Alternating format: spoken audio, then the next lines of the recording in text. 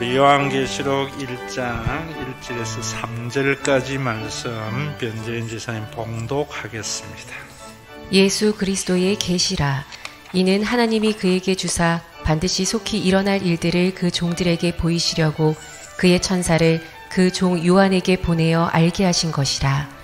요한은 하나님의 말씀과 예수 그리스도의 증거 곧 자기가 본 것을 다 증언하였느니라.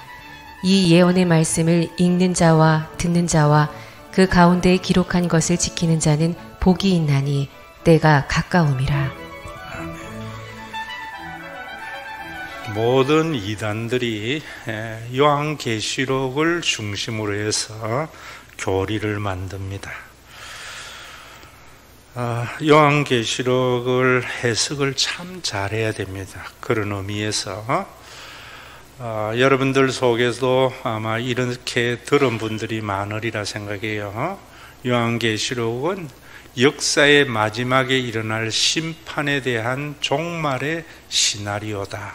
그래서 2장 3장에 보면은 에베소도 사빌라, 에베소, 스머나, 버가모, 두아디라, 사데, 빌라델피아, 라오디게아 교회의 모습은 2000년의 교회의 역사의 모습이다.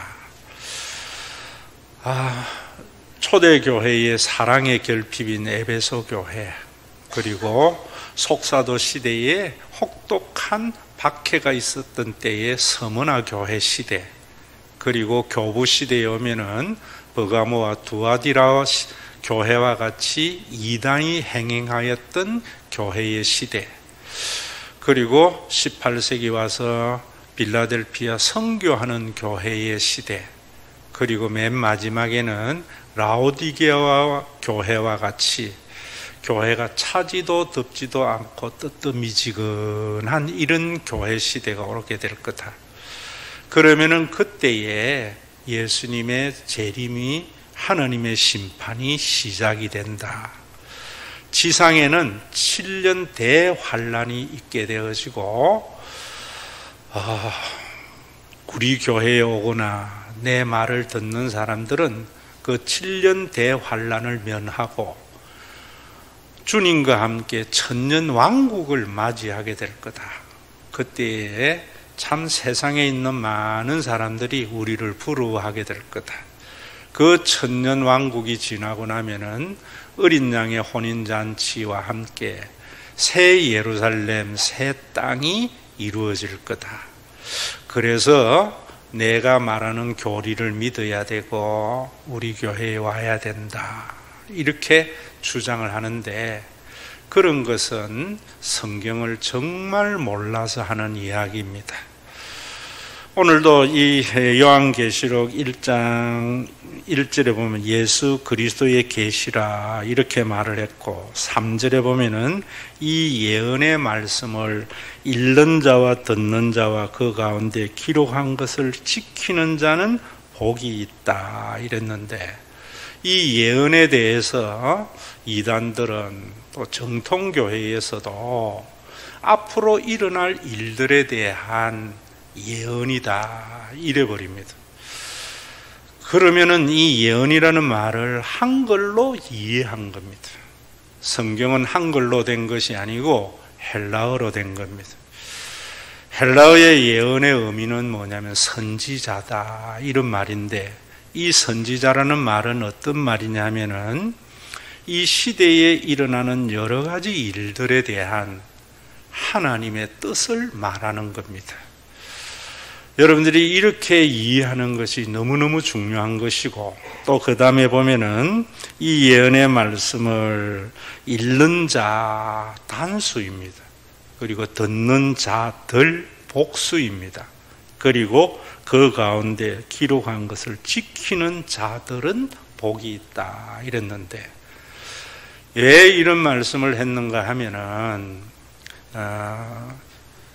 이 시대가 1세기 말, 이제 마지막 도미티안 황제가 다스리는 시대였고, 기독교에 가장 박해가 많은 시대였습니다.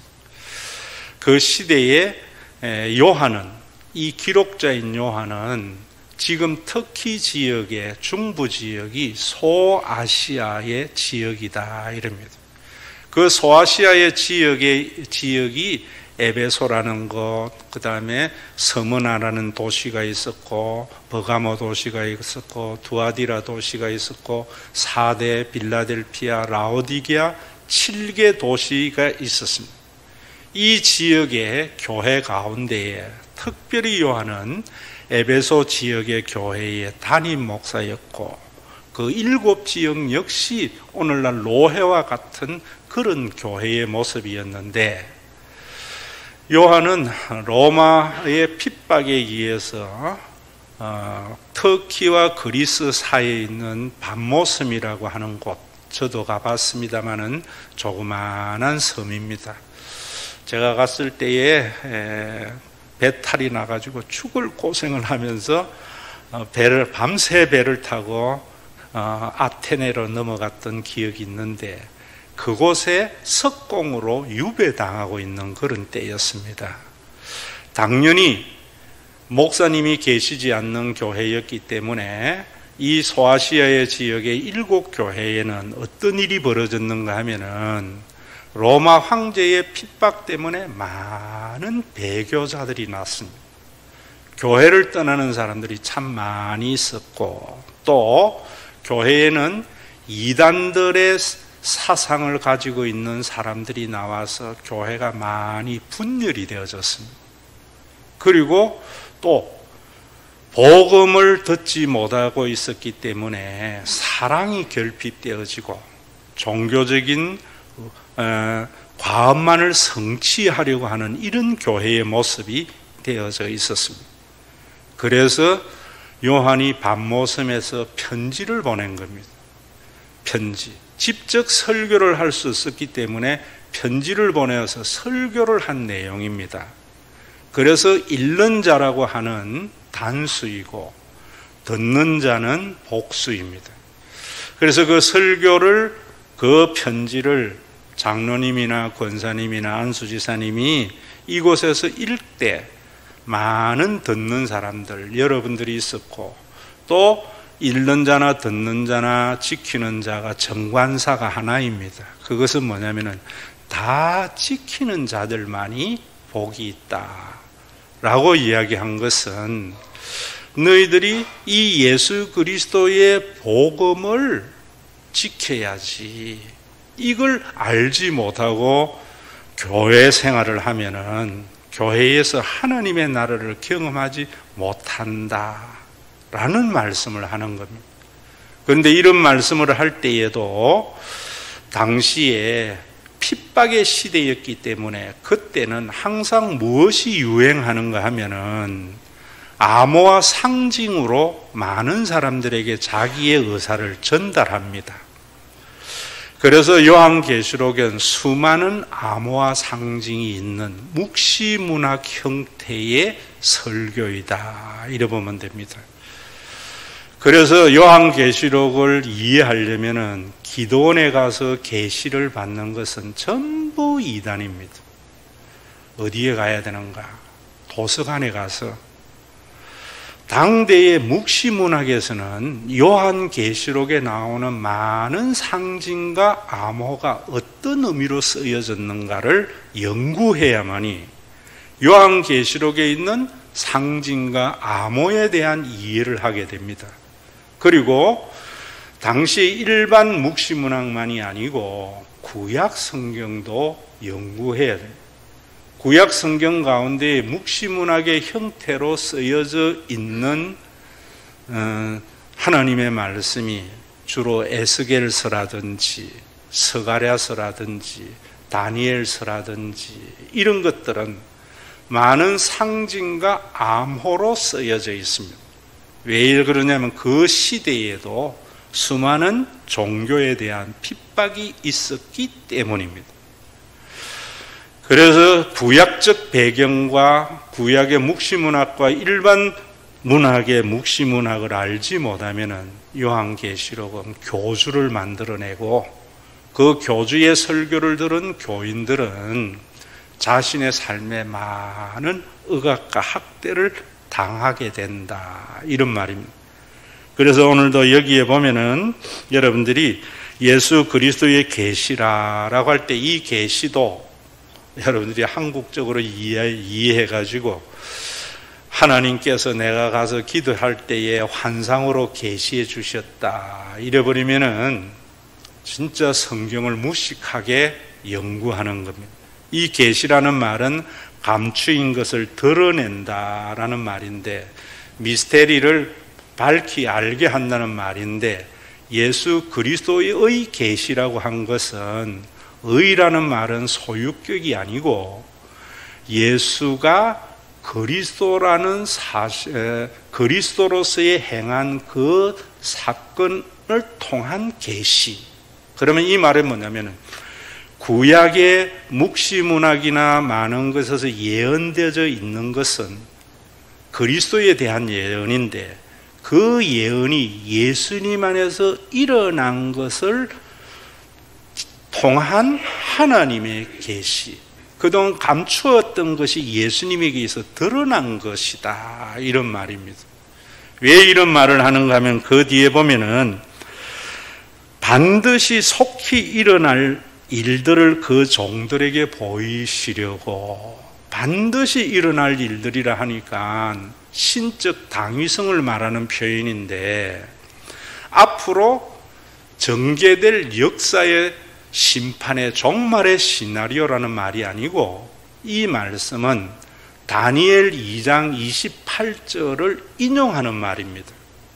그래서 다니엘서의 2장 28절을 보지 못하고 이 말을 그렇게 설교하는 것이나 말을 하거든, 저 사람 참 무식하구나, 목사라도 기도원에 가서 자기가 받았다 하거든 무당이구나, 이래 생각하면 됩니다.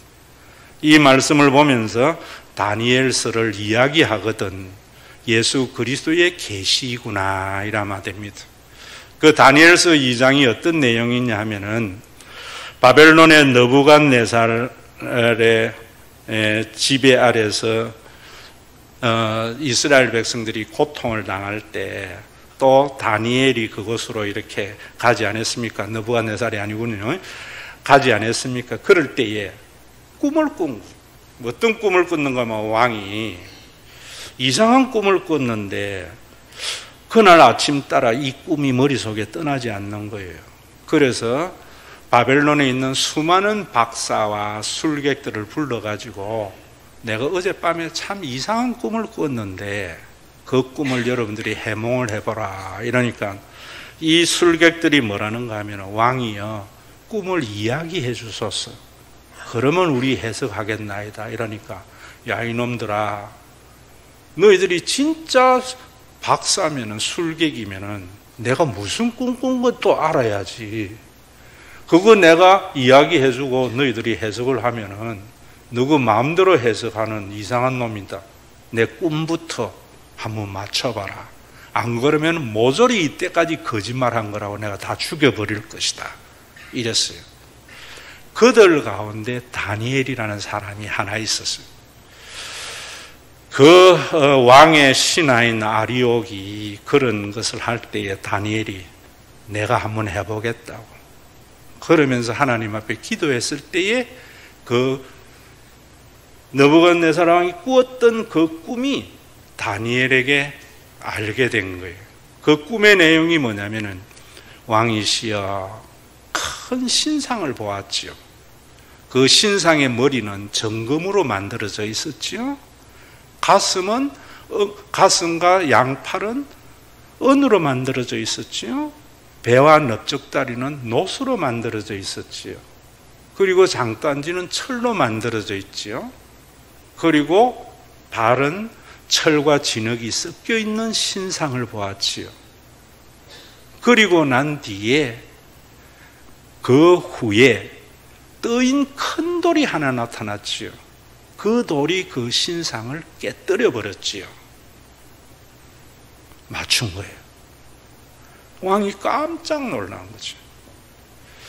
그래서 이 꿈의 내용이 뭐냐 하니까 한마디로 이야기하면은, 왕이여 당신은 그 신상의 머리와 같은 제국입니다. 그리고 나면은 은과 같은 제국이 나타날 것이고, 그 다음에는 녹과 같은 제국이 나타날 거고, 철과 같은 제국이 나타나고, 이 제국이 분열되는 일들입니다. 그런 제국을 뜨인 돌이 나타나서 영원한 제국을, 영원한 한 나라를 만들 것입니다 라고 예언을 했던 거예요. 그 예언을 하면서 다니엘서 2장 28절에 오직 은밀한 것을 나타내신 이는 하늘에 계신 하나님이라. 그가 느부갓네살 왕에게 후일에 될 일을 알게 한 것이다. 그 후일에 될 일을 인용해서 지금 속히 일어날 일들이라고 말을 한 겁니다. 그래서 다니엘서의 이 내용을 아는 사람들은 바로 예수 그리스도의 계시가 다니엘이 그렇게 일어날 것에 대한 예언이 성취된 것을 말하는 것이구나, 이렇게 이해되는 거예요. 그럼 여러분들이 요한계시록을 통해서 알아야 되는 것은, 지금 로마가 교회를 핍박을 해서 많은 배교자가 생기고, 또 이단들이 와서 많은 사람을 유혹함으로 말미암아 교회가 분열이 되어지고, 또 열심히 하면서 자기 의로 해서 하는 사람은 어깨 힘주고 못하는 사람은 기가 주고 있는 사랑이 결핍된 교회에 다니엘이 예언하였던 그 하나님의 나라, 그 신상을 깨뜨렸던 그 큰 돌에 의해서 세워지는 영원한 한 나라가 세워졌는데 너희 뭐 하는 말이야, 이런 말입니다. 갈로 안에는. 그러면 오늘도 여러분들이 이런 말씀을 보면서 우리가 제대로 이해해야 되겠지. 그런데 이런 것들을, 예언을 헬라의 사상이 들어와서 목사님이 교회에서 정치 이야기하면 안 돼, 이분법으로 나누어 버립니다. 그러니까 교회가 세상을 구원할 힘을 잃어버린 겁니다. 그러면서 여러분들이 이 말씀을 제대로 알려면은, 오늘 여기에 이 예언의 말씀을 읽는 자와 듣는 자와 그 가운데 기록한 것을 지키는 자는 복이 있다고 이야기할 때에도, 자본주의적 가치관에 함몰된 사람들은 남들보다 더 많은 것을 소유하는 것을 복이라 그래요. 성경은 그렇지 않습니다. 성경의 행복, 복이라는 말은 좋은 공동체에 소속이 되는 복입니다. 여러분들이 천국에 가려고 하는 것은, 그 천국이라는 공동체는 그 어떤 공동체와 비교할 수 없는 좋은 공동체가 되는 겁니다.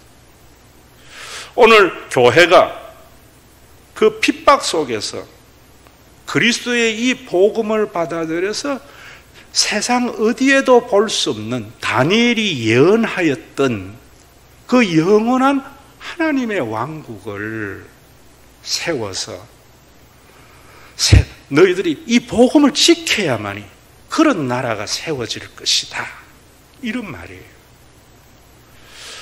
오늘도 여러분들이 이 말씀을 보면서 먼저 우리가 뭘 해야 되는가 하면은 사탄을 깨부수어야 되는데요, 뜨인 돌로서 그 신상을 깨뜨리듯이 깨부숴야 되는 제국적 사관을 아셔야 된다, 이 말입니다. 자, 여러분들에게 제가 물어볼게요. 여러분들은 미국에서 태어났으면 좋겠어요, 소말리아에서 태어났으면 좋겠어요? 당연히 미국이지. 그래서 미국에서 태어나는 게 행복이다, 이 말입니다. 우리나라가 소말리아와 같은 나라가 되는 것이 좋겠어요, 미국과 같은 나라가 되는 게 좋겠어요? 당연히 미국과 같은 나라이지요. 예수님이 세우신 이 말씀은 미국보다도 더 좋은 영원한 하나님의 나라가 세워지는데, 왜 너희들이 그거 겁내고 쓸데없는 이단의 사슬에 넘어가서 학대를 당하느냐, 이런 말입니다. 또 한 가지 제가 물어볼게요. 여러분들이 미국에서 태어나는 게 좋겠어요, 독일에서 태어나는 게 좋겠어요? 고민되지요. 나는 독일에서 태어나고 싶어. 왜냐하면 미국은요, 있는 사람들의 천국이에요. 미국에는 병원 갈래도 돈이 너무 많이 들어요.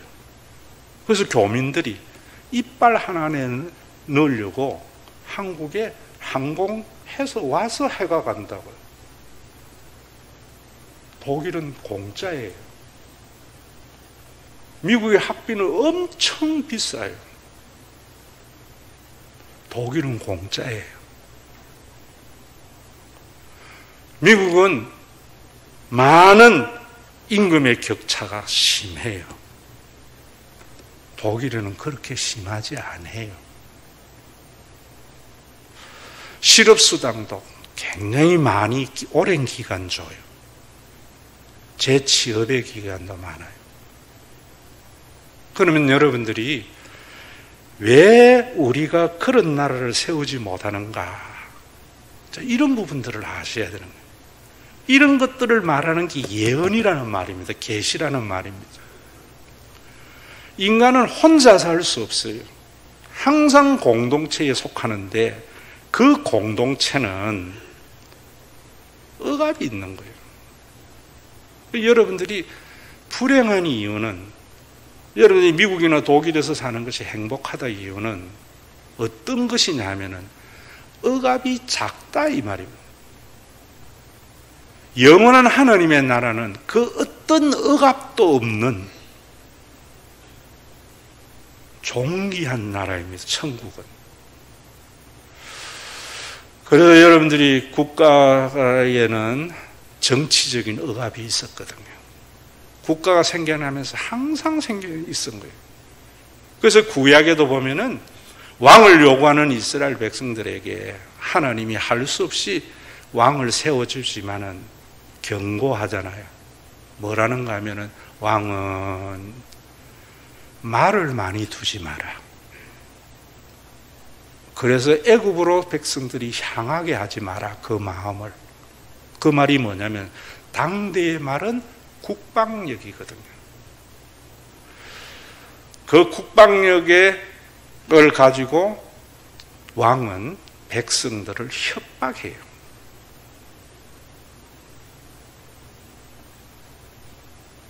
깊이 생각하면서 들으세요.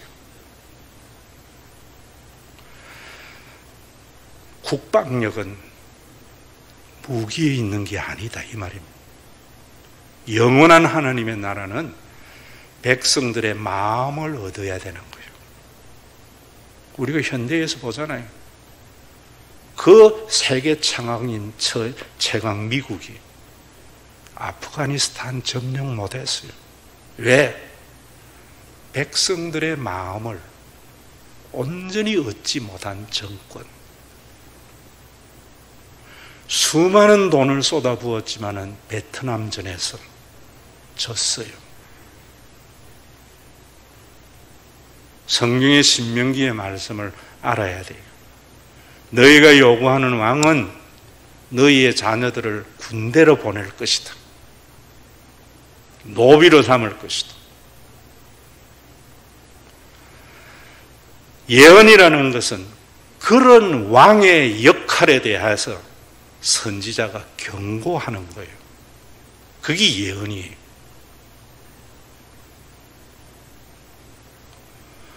너희 왕은 아내를 많이 두지 말라는 것은 예전의 아내는 외교 문서입니다. 강대국에 빌붙어서 국가를 유지하지 하지 말고 백성들이 이 나라가 없으면은 나의 삶도 없다고 하는 이런 마음으로 애국을 하도록 하라. 누가 그 말을 해야 되는가? 선지자가.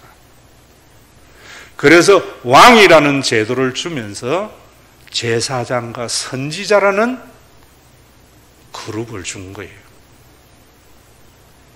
제사장은 그리고 왕은 자기를 위하여 은금을 많이 갖지 마라. 왕은 연봉으로 살아가야지 부패하지 마라. 누구 보고 그 소리 하라 했는가? 선지자 보고. 그런 선지자의 지적을 예언이라고 하는 거예요.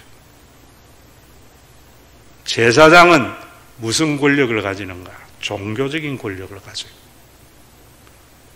그래서 자기가 받아야 할 제물과 흠 있는 제물을 가려내서 제사를 드려줘요. 이 제사장 그룹하고 왕 그룹이 항상 결탁을 하는 것이 성경에 있는 유다의 모습이었고 이스라엘의 모습이었다 이 말입니다. 그것이 제국이 되는 거예요. 종교와 정치는 결탁을 하지 말라는 거지 분리되어지라는 말이 아니에요. 오늘날 여러분 종교의 권력도 많은 백성들을 억압을 해요. 정치적인 억압, 경제적인 억압, 종교적인 억압에 대해서 흉악의 결박을 푸는 것이 예언이었어요. 종교인, 경제인들이 여러분들을 어떻게 억압해요? 제가 여러분 말씀드렸잖아요. 독재가 허용이 되려면 두 가지가 있어야 된다. 하나는 백성들에게 공포가 일어나야 된다. 그것이 유신이었잖아요. 또 한 가지는 백성들의 화를 제거해야 된다.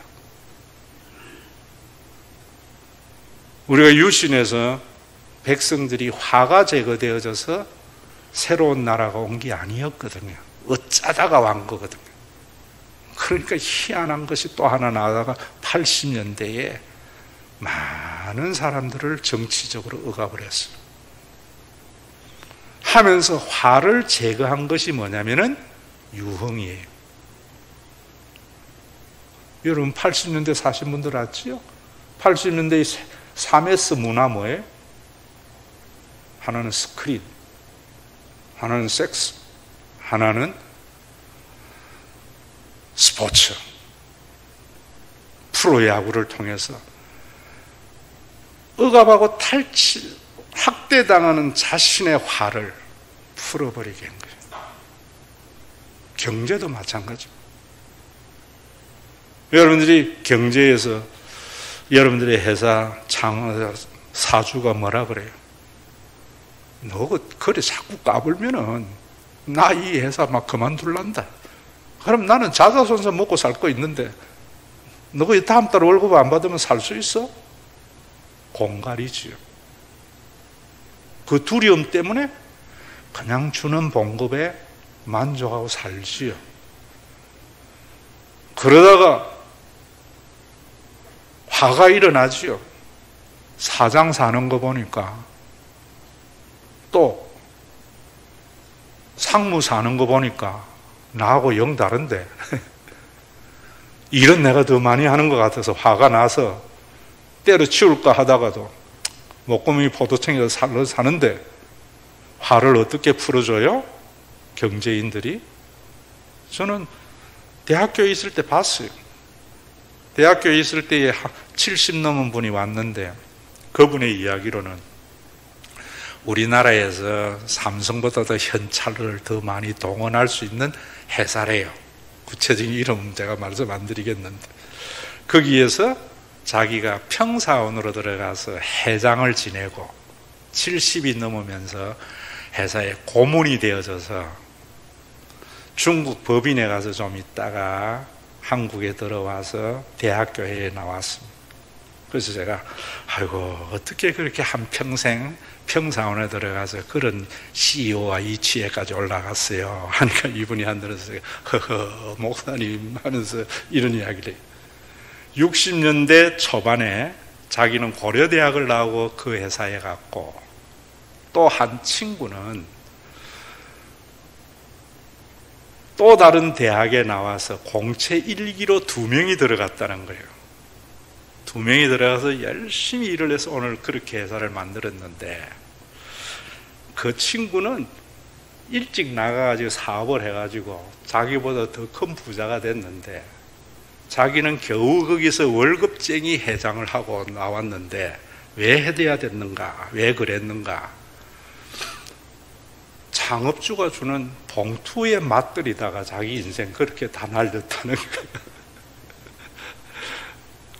그래서 하는 소리가, 그 친구가 왜 나갔는가 하면은 늘 두 사람을 불러가지고 월급 외에 봉투를 줬는데 한 번은 회장이 실수인지 고인지 몰라도 바꿔줬다는 거예요. 그 친구는 그동안에 받는 것보다도 훨씬 더 받는 걸 보면서 화가 나가지고 나가서 자기가 사업을 했다는 거예요. 그러면서 내가 그 봉투에 맞들여다가 평생 거기에 종로로 하다가 나왔다고. 어쩌면은 직장에서 여러분들이 받는 그 보너스가 여러분들의 화를 제거하기 위한 것이잖아요. 거기에 남는 여러분 이유는 어느 일가와 또 거기에 뭐 CEO나 이런 사람들은 엄청난 프로테이지를 받으면서 직원들은 그나마 한 달 본 것 더 받는 것, 2달 본 것 더 받는 것, 거기에 환호하는 거, 화를 제거하잖아요. 하나님의 나라는 그런 나라 아니에요. 종교적인 억압이라는 것이 뭔가? 저는 그래 생각해요. 지금 우리 한국교회가 요한계시록을 보면서 여러분들이 이런 것에 대한 비전이 새로 세워져야 된다고 봐요. 장로님, 그래 믿으면은 하나님 기뻐 안 하셔요. 그러니까 자녀가 그래 되는 거예요. 그래 믿어가 지옥 가요.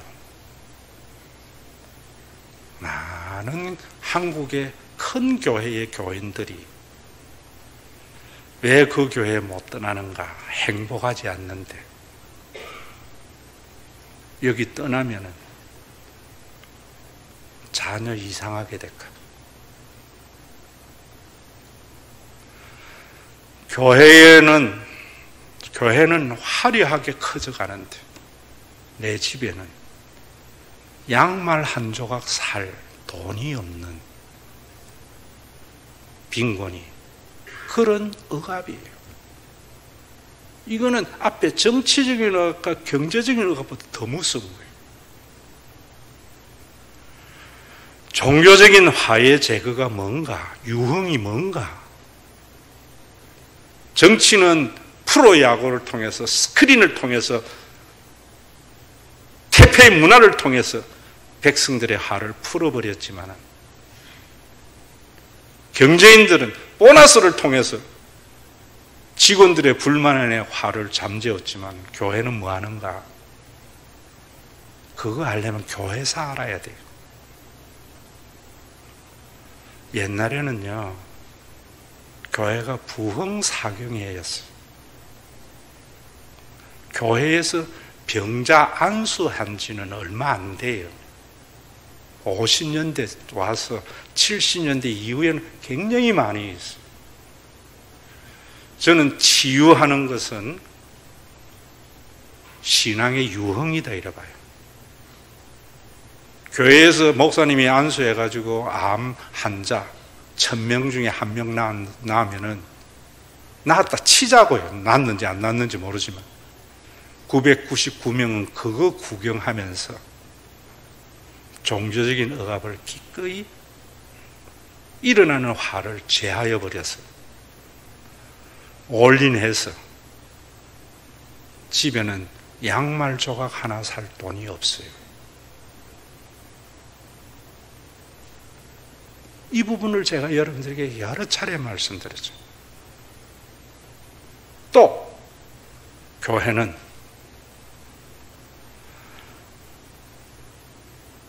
경배와 찬양입니다.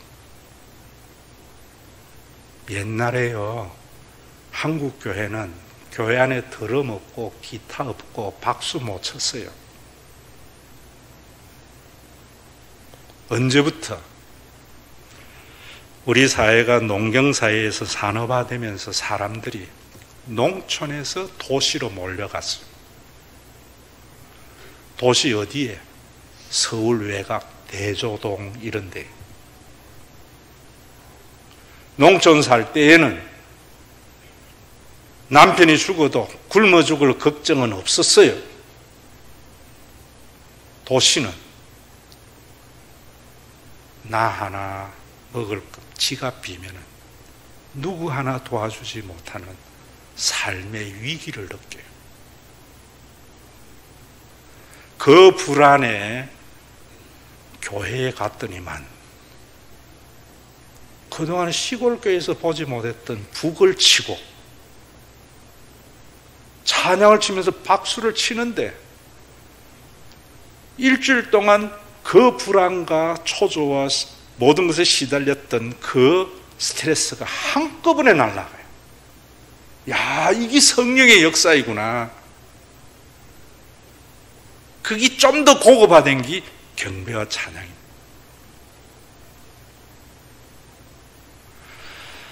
옛날에는 기도회를 그래 안 했어요.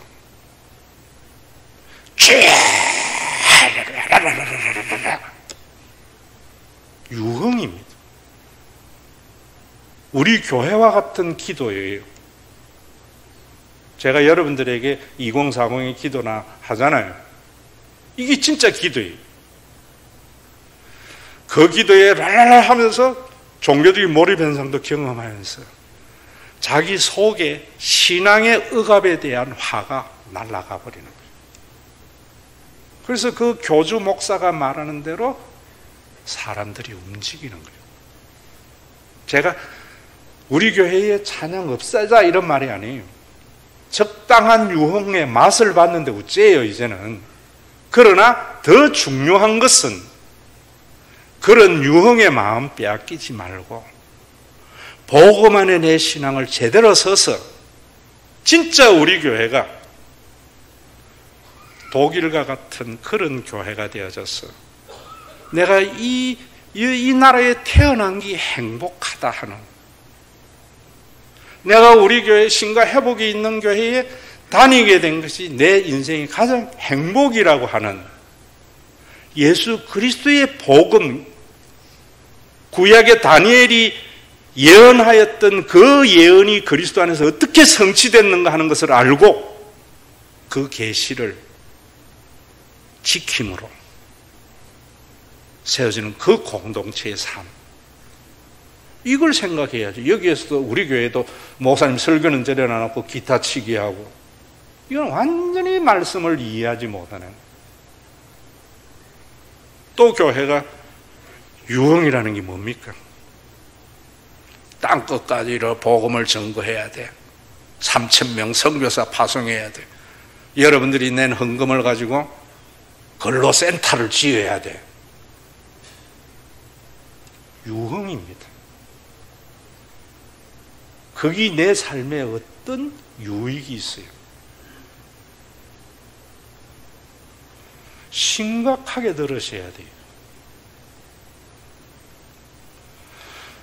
저는 여러분들에게 말씀을 드리지만은 지금 오늘 이 말씀이 그런 말, 예수 그리스도의 계시라는 말, 속히 일어날 일들, 이 예언의 말씀, 읽는 자와 듣는 자와 지키는 자가 그 가운데 기록한 것을 지키는 자들이 행복하다 하는 것은 이런 의미를 담고 있는 거예요. 여러분들에게 또 하나 물읍시다. 우리 교회가 부탄과 같은 나라가 되어야 좋을까요? 대한민국과 같은 나라가 되어야 좋을까요? 네? 얼마 전에 여러분들 설문지 봤지요? 세계에서 제일 국민들이 행복하다 하는 나라는 부탄이라는 나라였어요. 그 부탄이라는 나라는 어떤 나라냐면 참 히말리아 산맥에 한 기퉁이 있는 조그마한 국가인데 왕과 백성의 삶의 차이가 거의 없어요. 그래서 가난하지만 행복하대요. 저는 우리 교회가 부탄과 같은 교회가 돼서는 안 된다고 봐요. 이제까지는 우리 교회가 어쩌면 부탄과 같은 교회였는지 몰라요. 이제는 독일보다도 더한 교회가 되자는 거예요. 그럼 여러분들이 어떻게 해야 되겠어요? 왜 억압이 생기는가? 지도자와 그 일파는 굉장한 부를 가지게 되고 대다수의 국민은 가난하게 되고 그것 때문에 권력으로 억압이 생기는데 공포와 화를 제거하는 유형이에요. 여러분들이 요한계시록을 통해서 이 눈이 열려져야 돼요. 한국 교회가 중국 같은 교회가 아닌지, 교회는 굉장히 큰데 선교라는 유흥도 있고 경배와 찬양이라는 유흥도 있고 치유도 있고, 그래서 교인들의 화를 다 제거하는데 교회는 점점 더 커져가. 그래서 이 교회 아니면 아닌 것 같아.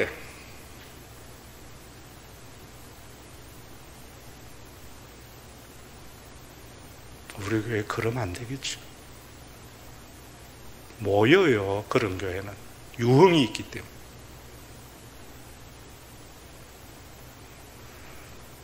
여러분, 그렇다고 해서 부탄과 같이 다 삶의 차이가 별로 없어서 자기 혼자 행복하다고 느끼는 교회, 이제 여기서 한 걸음 더 나아가자는 거예요. 교회가 왜 커야 되는가? 그러한 유흥을 통해서 목사님 삶을 한번 보세요. 목사님이 교회 커져가지고 외국 가시는데 1등석이나 비즈니스를 타고 가는데 교인들은 점점 더 신앙 때문에 부유한 삶을 못 누려. 그냥 선교 많이 하는 유흥에 만족해. 누구 병 났다는 거 구경하는 예배 참석해. 삶에 떠들고 찌들고 힘든 그것이 경배와 찬양으로 스트레스가 날아가.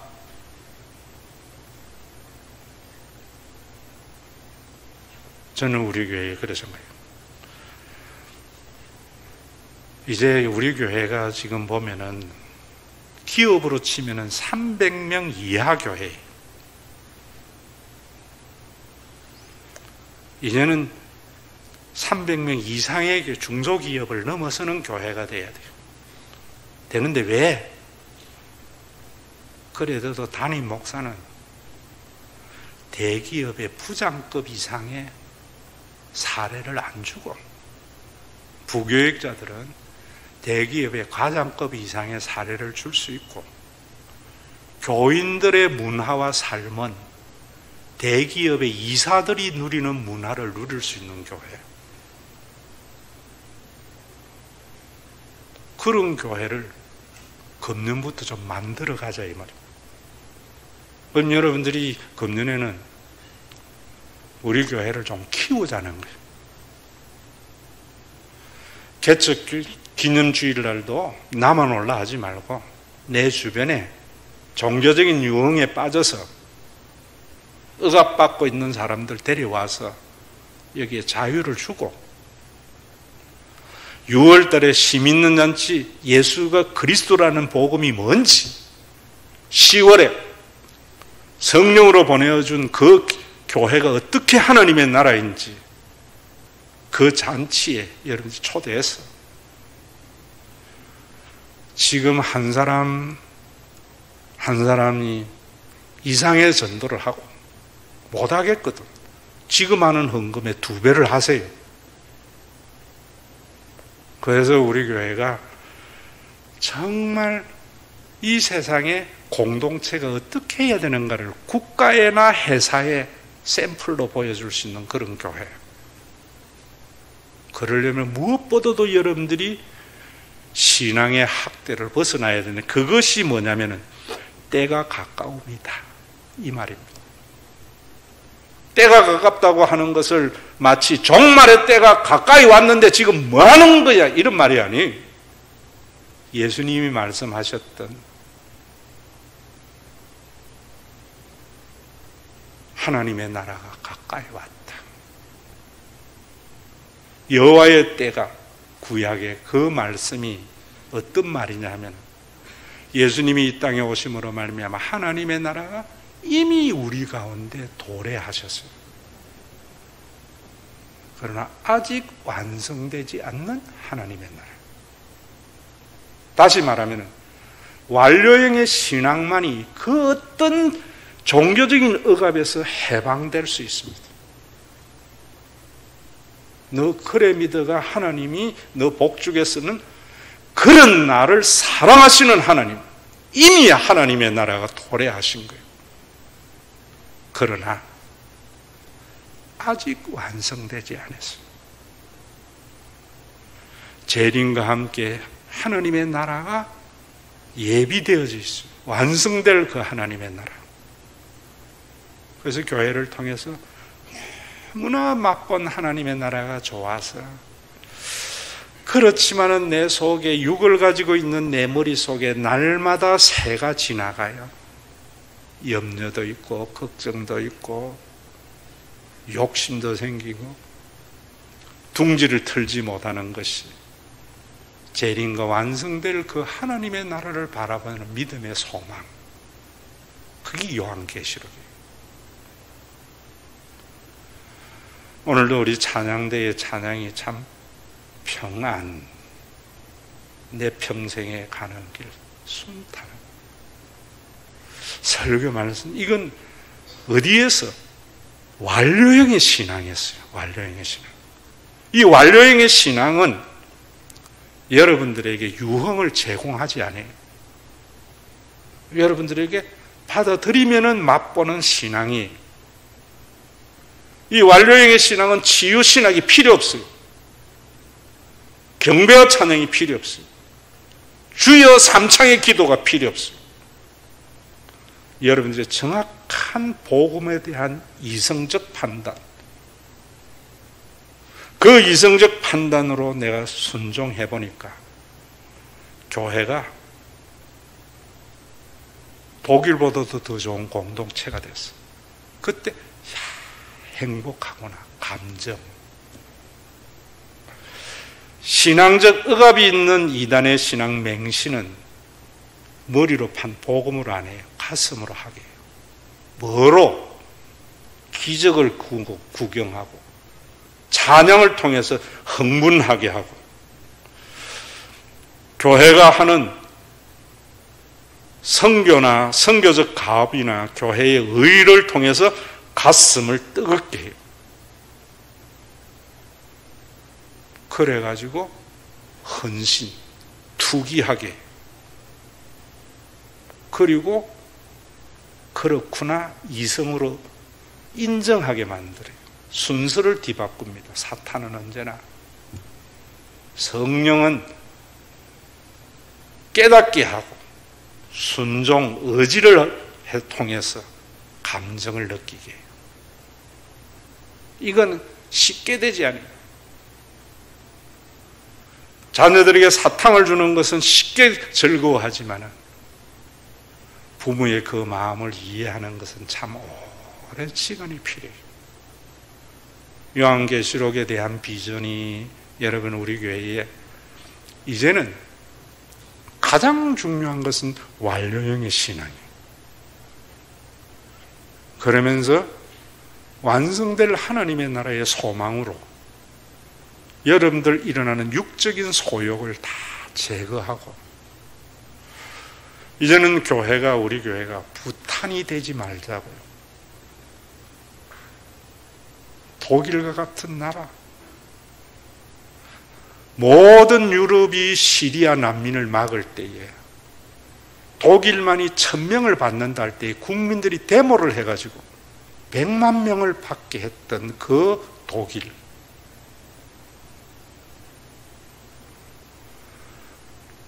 동서가 나뉘어진 세월이 오랜 세월인데 무너진 공산주의 동서의 출신 메르켈이 수상이 될 수 있었던 나라, 제국주의 사관이 교회를 통해서 나치 독일이 히틀러를 선거로 뽑아서 인류의 씻지 못할 죄악을 저질렀을지라도 복음 위에 선 가치관을 회복하게 될 때 피해자가 만족할 때까지 회개하겠다.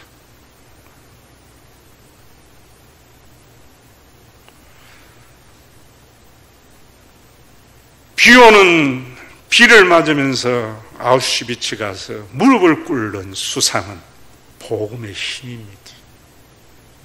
우리 비교해 보잖아요. 왜 교회에 다니고 무엇을 믿느냐?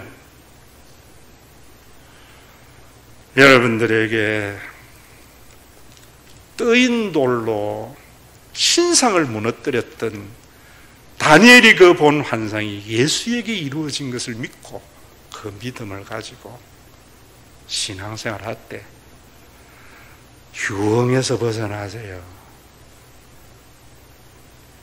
감정의 만족을 누리려 하지 마세요. 기적을 구경하려 하지 마세요. 선교사 무슨 이 종교적 과업 성취에 들뜨지 마세요. 그동안에 우리 교회는 저는 부탄이었다 봐요. 별로 삶의 차이가 없습니다. 이제는 여러분 교역자들도 살만하고 여러분들의 모든 삶은 대기업의 이사들의 월급은 못 주더라도 대기업의 이사들이 누리는 문화를 누릴 수 있는 그런 교회, 그것이 주님 날개 밑입니다. 우리 주 예수 그리스도의 은혜와 아버지 하나님의 사랑하심과 성령님의 감동하심이 만남과 성김과 나눔을 통하여 죄의 결과인 외로움과 억압과 빈곤을 해결하는 주님의 몸된 신과 회복 있는 교회와 그 교회에 속한 믿음의 권속들 위에 주의 뜻이 온전히 이루어지는 재림의 그날까지 함께 있을지어다.